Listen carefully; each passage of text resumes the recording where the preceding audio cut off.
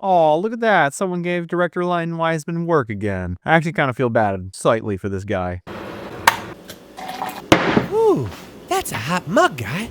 Hey guys, this is my review for Ballerina, the first spin-off of the John Wick universe in film form. I know that there's the Continental, but based on the reviews and the fact that the director of the John Wick films basically says it's garbage itself, doesn't really make me want to watch it. Ballerina follows Eve, played by Ana de Armas, and this revenge story about her father being killed by this weird kind of cult thing ages ago, joining into the same school of theater that John Wick was a part of ages ago, and basically learning how to become a killer and eventually going on her own to then go and kill said people. There's a few little cameos here. We've got Winston by Amy McShane. We've got Angelica Houston, who's the director of the Ballerinas. We've got Lance Reddick in it, who I was actually really surprised. I thought he had passed before they did this, but it was nice to see him again. And then, of course, John Wick makes a little bit of an appearance in this movie, but I'll talk about that later. Overall, this film is pretty much as paper thin story-wise as I would say this third film is. The action was really good,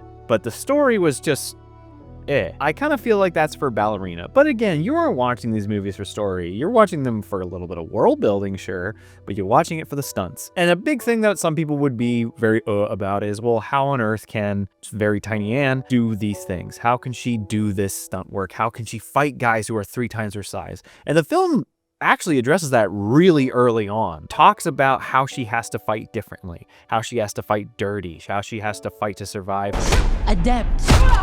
Fight like a girl, which is a line that was pretty well done. Both her and her stunt coordinators and her stunt actors all kill it. One of the stunt actors who played Eve has a demo reel out, and it just shows her getting this shit kicked out of her and the bruises she was getting every day. But the commitment to the bits is fantastic. The stunt coordination is great. The gunplay is pretty good. It's not as fast as Keanu, but that's the difference between an actress who is slowly getting into gunplay. Like, she did the whole course. She did all of the training. Rarely do you pick that shit up that quickly, and it's thankful that Keanu's been doing it for 20 flunking years, so there's a difference. And I have to say, because I've never thought I would ever say this, there is a badass flamethrower fight. 2 flamethrowers.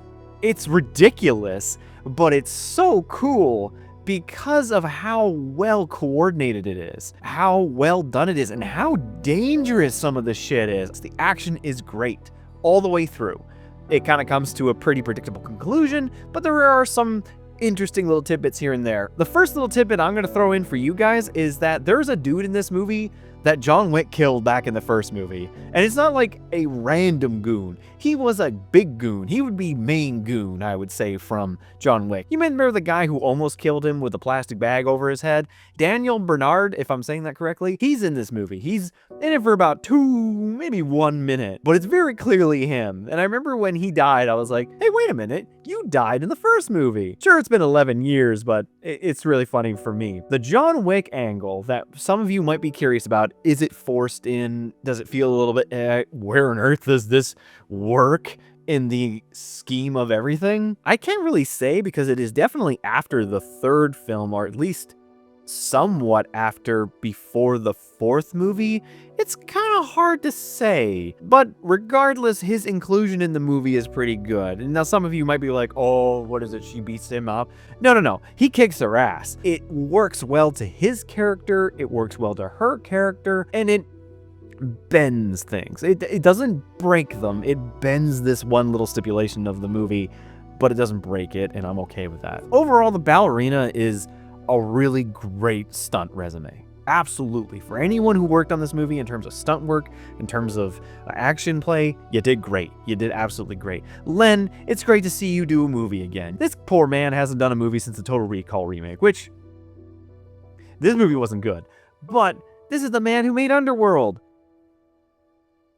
Take that as you will. I am happy to see him do this again. The guy has been banished to TV ever since Total Recall, so I bet that was nice for him to get to do something again. While he's not as solid as Chad is in terms of directing, he does keep with the thesis of the John Wick movies, which is show what is fucking happening, and he does that.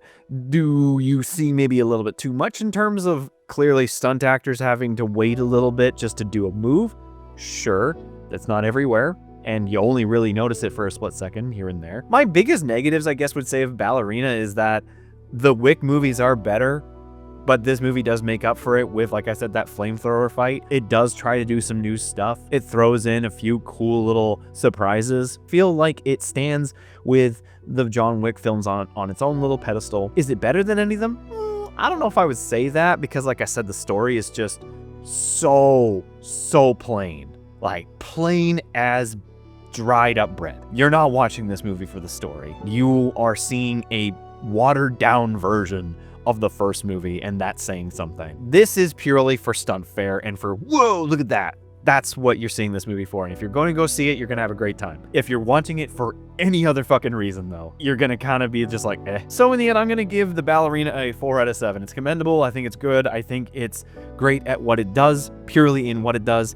But there isn't really any rewatchability to it. That's probably the biggest complaint, I would say. I wouldn't care to watch this again, except for that one flamethrower bit. That one flamethrower bit was fucking dope. Anyways, guys, those are my thoughts about the movie. What did you guys think? Let me know in the comments below. Did you like it? Did you not? What did you think about it? Do you think there should be more spin-offs? Do you think this one deserves a sequel? That's the one that I'm kind of like, I would love to see more movies like these, regardless. Just John Wick movies in general, John Wick universe movies in general, I'd like to see. However, I just don't think it's going to happen because this one has not made that much money, which is very disappointing to say, but that's how it goes sometimes. But let me know in the comments below, and let's have a discussion. All right, guys, see you later.